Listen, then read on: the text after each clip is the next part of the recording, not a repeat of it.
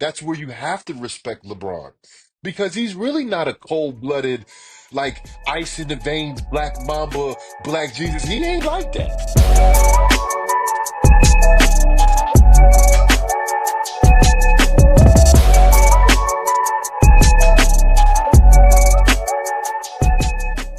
Hey, family, welcome back to the Shadow League Locker Room. And we've got two-time Super Bowl champion Jonathan Casillas joining us to break down the latest sports headlines. JC, what's up, fam? What's up, Osei? How you doing, boss? I'm good, man. There's a lot going on in the world of sports, man. So I want to jump right into it, brother. Look, Jalen Hurts, new offensive coordinator. What do you think that means for the Eagles coming off the Super Bowl? Of course, they promoted Kevin Patullo to OC after Kellen Moore's departure to the New Orleans Saints. Hurts is now working with the sixth play caller in six NFL seasons, man. What kind of impact does that have on a quarterback?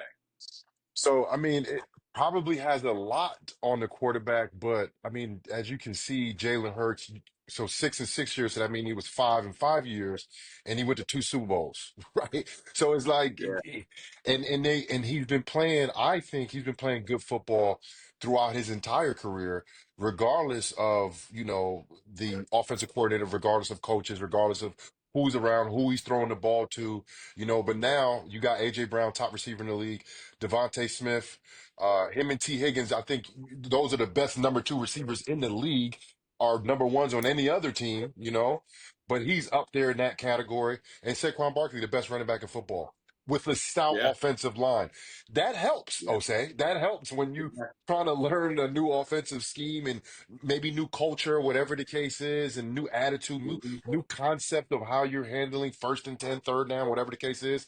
You still got the brotherly shove that's available, the best, most unstoppable player in football, a Yeah, quarterback that's going to be able to make smart decisions, and you still got yeah, Saquon Barkley in the offensive line. So I don't really see them dropping off too much. And then also the yeah, defense that, people always say, man, the quarterback always need a good offensive line, a good running back, and a good. Yeah, they do. But you know what? A good quarterback needs too? A good defense. And that's what the yeah. Eagles have. So they're ready. Like they're a wagon, bro. They're a wagon. Yeah. They're the most talented team in the NFL. They're they're they're JC, they're great at the you the, the sound like spots you that's calling for needed. a running back. You calling for a running back? You calling for a running back already? Bro, I don't see. I mean, you got Detroit, yeah. I think the Rams, if Matthew Stafford stays there, they played them well in the playoffs. With a quarterback like that, with those receivers, with that young defense that the Rams have, and Yeah. the Detroit, they were hurt, right? Everybody know Detroit. They had what, 18 guys on defense on IR. Mhm. Those are the two teams I feel like that can challenge the Eagles, but I think the Eagles are above and beyond any other team in the NFC right now. All right. Needless to say, man, you expect big things from this Hertz And and Patullo and partnership. before we move on, Osei, Sure. Hurts has done what all of these great AFC quarterbacks could not do, right? Mm. Josh Allen, Lamar Jackson, Joe Burrow did it, but he didn't even make it to the playoffs, right? We're talking about beating Patrick Mahomes when it counts, right? Yeah. Yeah. Josh Yeah. Allen, he's 4-0 against him in the regular season, 0-5 in the playoffs, right? Like Yeah. th- I couldn't go against Kansas City because of Patrick Mahomes. Jalen Hurts has not only played him twice, he's outplayed him twice and got Yeah. the win the Exactly. second time around. Of course, they had a better Yeah. team, but that doesn't always mean you're gonna win. He has a winning Right. mentality. And bro, like I heard Dayball speaking about him last year when Dayball got here, coach for the Yeah. Giants. And the way he Mm. spoke about Jalen Hurts, because he was with him in Alabama, I was like, yo, Mm. you speak better about him than you do about your quarterback, Dave Jones. Yeah. Hey man, listen. I know it's a lot of quarterback conversation taking place in New York City, man. Aaron Rodgers was cut by the Jets, and of course, social media begging him to retire. 17 seasons. Two of them have been very much plagued by injuries. Is it worth him coming back, in your opinion, JC? It depends on where he's at in his life, on his journey. He's kind of put it out there. He's a very spiritual guy, connected, a lot more grounded than I feel like he used to be in his career, which we're talking about a four-time MVP career, right? I Yeah. think, just my outside looking in and trying to put myself in his shoes. I don't think he wants to end it on that note. There's a lot of great quarterbacks that had very long careers, like a Brett Favre, very long careers, but they ended on a high note. Brett Favre went to Yeah, Minnesota, had, a playoff Super Bowl push kind of his late in his career. And Aaron yeah, Rodgers has been, he got injured the year before. This year, the Jets missed the playoffs. I never beat Aaron Rodgers, Jose. That dude is yeah, an incredible quarterback, one of the greatest yeah, quarterbacks we've ever seen. But he's only been to the Super yeah. Bowl once, only won a Super Bowl once. I don't know where he can go to make that happen again. It's going to be difficult, but at least playoff contender, feeling like, man, like I left on a good note. I just don't think he's the guy that's going to be like, I'm good. I'm content with leaving, New York in the situation that it's in, and New York has a lot of promise in terms of the Jets with Aaron Glenn hiring him. And I think the Mm-hmm. great move for them was getting rid of Aaron Rodgers. Nothing against him, but you want to establish culture, and the culture that already exists here, you don't want to totally get rid of it, but you want to make sure when you come in, you don't have somebody else that has equal say. Because at the end of the day, every single player respects Aaron Rodgers in that locker room. When Aaron Yeah, Glenn comes in, if he says anything that goes against what Aaron Rodgers says, that's going to be controversy. You know what I mean? So I think the good thing that they got rid of him, and now they can start yeah. fresh, maybe get a draft or free agent quarterback. But for Aaron Rodgers, I just don't think he's going to walk away from the game with the performance and what the Jets did this year on paper. That's a great insight as it relates to Aaron Glenn being the incoming head coach. So, with that said, JC, do you think that there's a team out there right now that could actually benefit from someone like Aaron Rodgers? When I think of a team, right, you have to have stability, I think, at head coach, somebody that, could say, hey, Aaron Rodgers, you're coming here. This is my show. This is what I've been doing for a certain period of time. And for me, I don't know if if they're ready for Aaron Rodgers roller coaster, but the Pittsburgh Steelers, right? I know they got two quarterbacks, but Mm, their output on offense really isn't like Aaron Rodgers could do that any day. You know what I mean? What they did offensively last year. And I mm, think the Steelers are in a situation where they need to win now. They've been a team that have been having winning seasons, but they've been missing the playoffs. Right? They haven't been, that get to the playoffs and figure out, who we can beat in the playoffs. They haven't been that team. And I know they want to get back to that because Mike Tomlin's still there. And yeah, he hasn't had losing seasons, but there's only so much of staying at mediocrity that you can do as a coach. Because at the end of the day, like we've seen coaches, I think Lovie Smith got fired when they won 10 games. You know what I mean? Like yeah, you set a standard, and Mike Tomlin did.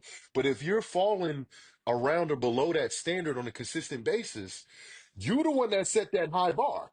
So if you're yeah, not living up to it as a coach, yeah, you got to figure out if can you bring somebody in at that quarterback, because that's the most important position. Can you bring somebody in yeah, at the quarterback position that can help you beat Baltimore twice or once, the Browns, right? yeah. Cincinnati.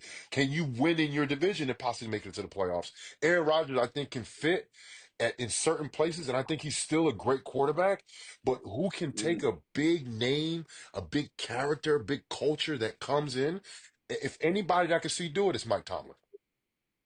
Wow, that's big. I never thought of Aaron Rodgers in a Steelers uniform. That'd be interesting. Crazy. Do you think personality wise, because you mentioned Mike Tomlin, and it seems as if Mike Tomlin is used to dealing with guys with some big egos. Let's just Yeah, say big yeah. personality. Do you think that Aaron Rodgers sometimes talks himself, maybe his persona in the media, weighs heavily on how he's interpreted by a lot of these guys in management? Absolutely. I feel like it has a lot to do with public conception, like public how they conceive you. Like for example, I played for the Patriots. I only played for a few months there. I got traded in the middle of the season, won a Super Bowl, and then went to New York, right? I was only there for a certain amount of time. Every single body asked me, every person, everybody was like, "Hey, is Tom Brady an asshole?" And I'm like, bro, no, he's Mm, not. I'm like, he's not, bro. Like, he's the best yeah, teammate, the best, like, he's so amazing. But the yeah, outside perception of Yeah. these quarterbacks because, and Aaron Rodgers is a little bit more in the media. He does the Pat McAfee show every Yeah. Tuesday during the season. Yeah. It's out there that he's doing the ayahuasca trips and stuff like that. So he got the show that he did. Is it Netflix or something or whatever it was, Yeah. ESPN, whatever it was. He did that. Like he's out there a little bit. And sometimes you want people to be a little bit more quiet. You know what I mean? Which is Yeah. fine. But at the end of the day, Yeah. the guy's a four-time MVP. He's won a Super Bowl MVP. He's a guy that understands how to win. I mean, he probably averages 10 wins a year for his whole career. You know what I mean? So he's a guy that is a winner. So it's Yeah. like, do you accept all the little quirky things that come with him? Because he's going to be, he's better than most quarterbacks in the league. He's top 10, I think. But it just the Hmm. wins hasn't been showing up. He's been hurt, and then also last year, but the Jets, man, like I don't think you can Yeah. say, hey, he didn't work out for the Jets. He's done. It's like a lot of people didn't work out for the Jets. Like, Right. you know what I'm saying?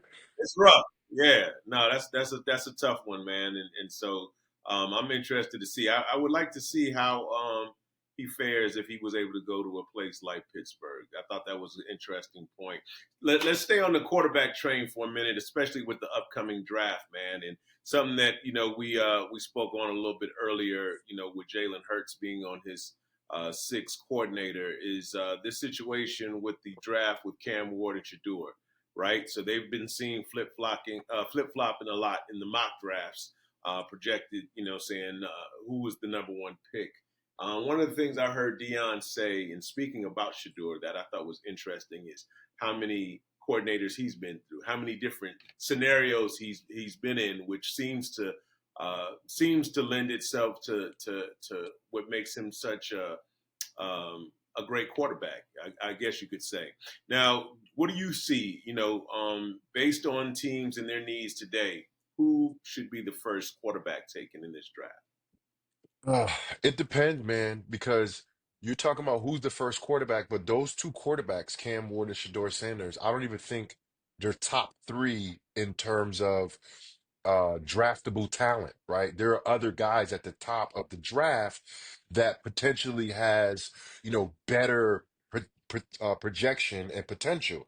The corner from Michigan, the D tackle from Michigan, Travis Hunter, like there are other guys that given if you don't need a quarterback, you would take this guy instead of the quarterback. But at the top of the Yeah. draft, usually there are teams that need quarterbacks. So that Right. need, has a little bit more of value than the value of the player, right? They Yeah. might slide up. So I think in this situation with Shador and Cam, you're gonna see both of them go, I think, in the top three, whether it's to Tennessee, Cleveland, or New York at number three. One of those Yeah. teams or two of those teams are probably going to take one of those quarterbacks. And from what I've been seeing, Osei, I told you I don't really watch college, but from what I've been seeing and hearing and, looking at highlights and looking at clips, I haven't dove like a deep dive into both of them. It looks like Cam Ward's more of the improviser, more of the natural arm strength guy, more of the guy that can do creative things. And then Shador's more of the pocket quarterback. He's more of yes, he can make all the throws. He can throw on schedule. He can throw off schedule. Not as athletic as Cam Ward. Maybe arm strength is not up to par. But you're basically looking at Shador being a comparison like a Bo Nix in terms of like playing a lot of football, for and winning and throwing the ball very well, very accurately down the field, compared to like a Caleb Williams and Cam Ward, a creative guy, a guy that can just do amazing things with his arms and his legs, right? But look how many times Caleb Williams got sacked this year. I think he was at Yeah. 68, 69 times. And it's like it can translate over, we've seen it translate over in the past. But Mm-hmm. every specific case is different. If he gets to one of these guys get to Tennessee, they can't protect him, and he's sacked 70 times. I'm sorry, Osei, you're not going to come and get sacked 70 times and have a good year. It's not going to happen. Yeah. You know what I'm saying? Right. So I don't know. I think the two quarterbacks will go early, but I feel like they got to put the right pieces around them. And at the end of the day, those young guys got to go in there and perform. I would Yeah. like the situation for New York. New York has number three, right? I would love New York to get some type of holdover, a quarterback, somebody that's can be the starter for a year or two and still draft a quarterback at number three and do what basically Atlanta did this year, where they drafted Michael Penix after signing Kirk Cousins. The only Yeah. thing I say about the Kirk Cousins situation, Kirk Cousins was coming off an Achilles. I don't want. I would take Kirk Cousins now, a year and a half removed from the Achilles, and then draft a Shador, and then saying Shador just learn from one of the better QBR quarterbacks in the league, a professional, a real guy that knows how to win, that knows adversity, that knows when it's like people been talking crap about Kirk Cousins for years. And every year, say he's up top five in QBR since he's been in the league. You know what I'm saying? So forget the naysayers and all of that. For me, I really believe the way Atlanta did it, if you don't have the guy at quarterback, like there are like five or six teams that got the guy at quarterback. Most of them are in the AFC with Josh Allen with the Bills, right? Patrick Mahomes, uh, um, the kid, the Chargers. Like they have squads that have the guy. If you don't have the guy, I would love for you to go on with the two quarterback mindset, similar to what Pittsburgh did. Older guy, Super Bowl quarterback in Russell, younger guy in Fields. I like the aspect of competition at the quarterback position because most other positions have competition. And it's like, how do me playing linebacker, you bring in somebody to take my spot, second, third round draft pick. I'm in year six. You're not going to play in front of me, young boy, but I'm going to teach you everything I know. And if you are better than me and you beat me out, the whole team is better because you elevated my game and I elevated your game. That's the level that I would love to see from these teams that don't have the guy at quarterback. Why go at it with one guy that you're not too sure over? Why not do it with two guys, a young guy and an older guy? And then the older guy, because he's played in the league, he understands how to be a professional. And then the young guy just learning, taking notes, right? Jordan Love, Aaron Rodgers, all of those guys. Mahomes even sat a year. A lot of times these young quarterbacks, Caleb Williams, they get thrusted out there with not the right supporting staff around them. We watched Caleb Williams kind of break down, and it wasn't really physically, it was more mentally. And then you had a guy like Jaden Daniels who had success. You just don't know, Osei, but for me, it's Yeah. like I wouldn't be too sold on just giving that rookie the whole team say, hey, get us to the playoffs, bro. Do what you could do. I don't like that thought process because I feel like it's a lot for an unproven commodity on the highest level. You know what I mean? This is the Yeah. professional leagues, bro. Like these guys, these defensive ends are faster than your receivers. Like those are guys that are chasing you down on a consistent basis. So the Yeah. thought process time, all of that stuff, a veteran Yeah. for me on these teams with the young drafted quarterback, I don't care if the guy plays for 3 games. At least he can Hmm. sit back and watch for 3 games to say, this is how you handle pressure. This is how you handle the media. This is how it is as a starting quarterback. And at least you got a little bit of a head start on, what it is to be a pro without going through the fire. You know what I mean? Yeah. Jaden Daniels is definitely an anomaly, but had a hell of a season. Hmm. Let me ask you this: best player in the draft, in your opinion, based on what you know and been seeing? Travis Hunter, bro. There's no one that did what he did this year. And, I know he won the Heisman and, people was talking about Gentee, the running back from Boise State. Yeah. Like, I like Gentee. I think he's good, but like we've seen 2,000-yard rushers before. And, Yeah. and like we've seen them in bigger divisions. Like Yeah. we had Wisconsin. I think we put out three different 2,000-yard rushers in the Big Ten, knowing you're going to run the ball. And all of Right. those linebackers in the Big Ten have success in the league because they play to run. You know what I mean? Yeah. So yeah, we've seen that before. We've never seen what this kid did. Even when Yeah. Dion and Peter Warrick and these guys that play both ways, they didn't play that much. And they Yeah. weren't that great on both sides. Like he Yeah. was a full lockdown corner, and he won the Blitnikoff. That was the best receiver in college football. No one did it at that level. I mean, I think he can be a all pro wide receiver or all pro cornerback. I think he's that Okay. good, and I feel Okay. like he's the new age with these new kids, these young, you know, AI, social media kids. I think he is the trophy of The what it evolution. is to be that. The evolution of the times with with the technology and the athlete. He is that.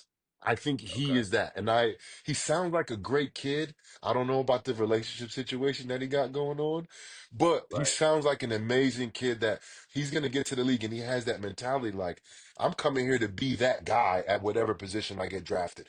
And that Yeah. mentality combined with that athletic ability that he's gifted with, Hmm. I think the sky's the limit for that kid, man.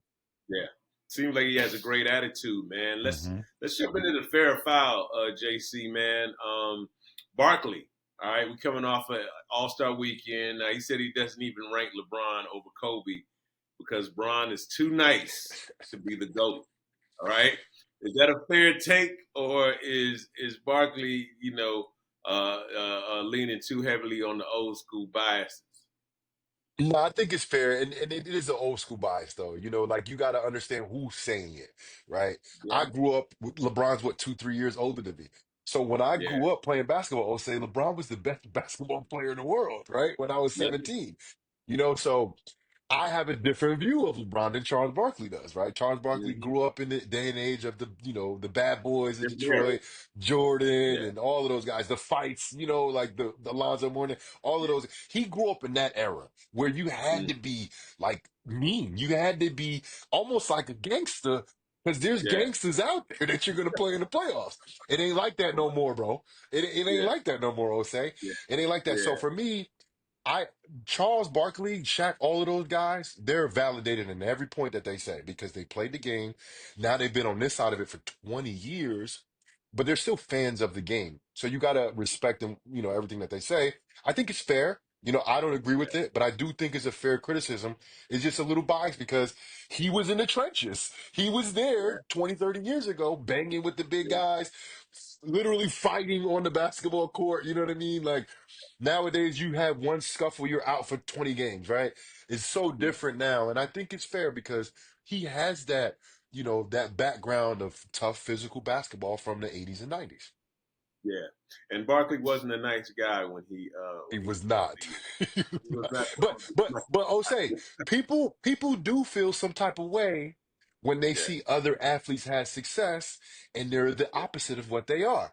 They're like, I don't yeah, know how he's so yeah. good and he ain't nothing like me. He's not like me. He Yeah, not like me. I yeah. don't understand it. Right, But right. I think that's where you have to respect LeBron because he's Yeah. really not a cold-blooded, like ice in the veins, black mamba, black Jesus. Yeah. He ain't like that. Nah, But he ain't like that. he's had But 20, he still what, ball. 22 years of NBA Yeah, success. Like yeah, yeah, no one has done that.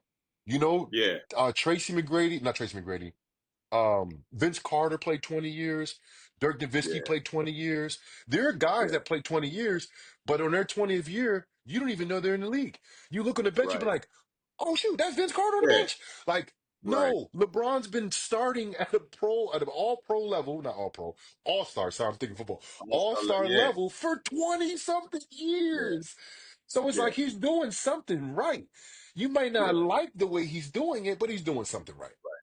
Right. Now he came in the league and I think I heard Gilly say he was like the best player on his team when he came in the league. You Yep. know what I mean? At Like, 18. yeah, at 18. So this speaks volumes, man. Again, that's another anomaly. Let's talk about Anthony Edwards real quick, man. Of course, he's coming off this conversation with Obama that went viral, but he's being pushed as the face of the NBA, but he doesn't seemingly want that spotlight. Do you think it's fair for the league to encourage him anyway to be that, or um, is this something that you kind of have to let just happen on its own? Like, should they leave him be to just be exactly who he is? I think it's foul because of what you just said. I think they should let him be who he is, man. Like, first Mm, of all, he's incredible. He is absolutely incredible. yeah, And I hate that now, 2025, right? We just came off of 2024. We're fresh into 2025. Now it has to be a title now. They have to have titles for things, right? A trend which like I feel like in the early 2020s, 2020, 21, 22, 23, like everything was trending. yeah, Now it has to be a label. on people now. You know, like, and it's like, bro, let him play basketball, bro. You know what I mean? You can tell by the way he talks, like he don't really care about nothing else but basketball. You know, Yeah. let him be Yeah. basketball, but don't Yeah. don't like involve him in those conversations. If y'all want to Yeah. name him the face of the league, then do it. But Yeah. don't be like, hey, now that you're the face of the league, how do you feel, bro? I just want to play ball. And Yeah. I know that's his response. Just let me play Yeah. basketball, bro. And Yeah. if everybody else wants to do it, then do it. But let him play Yeah. ball, man. I I don't even watch the NBA like that. I watch a lot of highlights, but you know who comes up all the time on them highlights? Anthony Yeah. Edwards. Yeah. He moves like Jordan. He moves like LeBron. I mean, like Kobe. He has Yeah. that fadeaway. You know, he has Yeah. that above the rim. You know, I play above the rim. Like Yeah. he's a guy that, and I think he, you know, whether he likes it or not, he is the face of the league. You know, because Yeah. you got Nikola Jokic, and he definitely doesn't want to be the face of the league. But he's Yeah. the what, two-time MVP. He's a guy Yeah. that plays basketball, but he doesn't play basketball like American. He doesn't play American Yeah. basketball. He plays Very overseas, European, overseas international European. basketball. So for Yeah. me, no offense to him, I think he's amazing. I think he is, you know, top three every year in the league, right? Because for me, Right. who's the best player this year, right? Like I think that's how we got to Hmm. kind of do this thing because there's nobody in the league right now that you could say he's the best player every year because LeBron is at the end of his career, right? Yeah. But those two guys, you got an Yeah. American that looks like the Americans we remember, the great, and then you Yeah. have a international player who doesn't really look like anybody we've ever seen. Who Yeah. should be the face? I think put the American there because this is Yeah. the NBA. Yes, it's you're bringing in international players, but it's in America. And the reason Hmm. why it's great because you have American athletes. The reason why Yeah.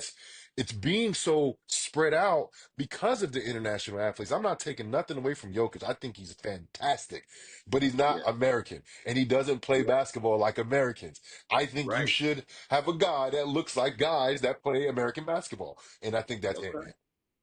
You sound like you and Stephen A are on the same page, and I think I might have to agree. I think let Edwards just naturally be who he is. Yeah. Don't put the other expectations on him because I think then we set ourselves up for disappointment when he doesn't do all the other things. He's not necessarily a media guy, right? No, he's not. Case in point, him talking to Obama. But look, you know what I'm saying? I love him doing his thing. Let's see what happens. But JC, always a pleasure, big dog. We appreciate you, man. You know what I'm saying? Dropping through the locker room and giving us your insights. How can they catch you, bro? Well, I'm mostly on Instagram, Jade_52. I got some good projects coming up, Read Across America coming up with my foundation, For Progress Foundation. We got, we're reading the kids in New Jersey, so that's on the horizon. I got my camp coming up in a few months, but I know I'll talk to you way before then. Yeah, absolutely, bro.